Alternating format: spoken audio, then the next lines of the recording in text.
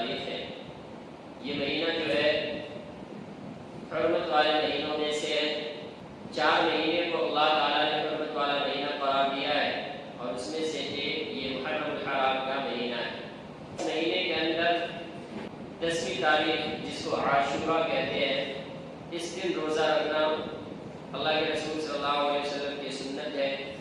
اللہ کے رسول خود اس دن روزہ رکھا کرتے تھے، اور آپ نے صحابہ کرام سے یہ بھی بتایا تھا کہ آئندہ سال اگر میں زندہ رہا تو میں اس ایک روزے کے ساتھ، یعنی 10 محرم الحرام کے روزے کے ساتھ ایک روزہ اور ملاؤں گا 9 تاریخ کو یا پھر 11 تاریخ کو۔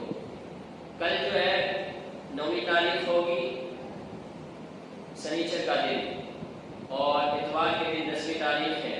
یہ 2 دن روزہ رکھنا ہے ہم لوگوں کو، اور یہی زیادہ بہتر اور مناسب رہے گا۔ بعد میں رکھنے میں بعض مطلب مشکل آتی ہے، پہلے رکھ لینا زیادہ بہتر رہتا ہے۔ اللہ کے رسول نے فرمایا کہ جو شخص محرم الحرام کی 10ویں تاریخ کو اپنے اہل و عیال پر کھانے پینے میں وسعت کرے گا تو اللہ کی ذات سے یہ امید ہے کہ اللہ تعالیٰ پورے سال اس پر وسعت فرمائیں گے، یعنی اس کے کھانے پینے میں برکت رکھیں گے، اس کے رزق میں برکت رکھیں گے۔ تو یہ حدیث ضعیف ہے، لیکن علماء کرام نے اس کو قبول کیا ہے، اور فضیلت کے باب میں، ترغیب کے باب میں اس کو بہت زیادہ قبولیت حاصل ہے۔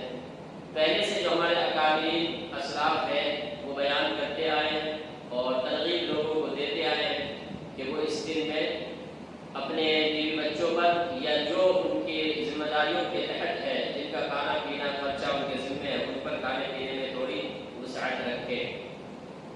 تو یہ 3 چیزیں تھی جو اس مہینے سے متعلق وہ ہے جو اللہ کے رسول صلی اللہ علیہ وسلم سے، صحابہ کرام سے، تابعین سے ثابت شدہ ہے اور چلی آ رہی ہے۔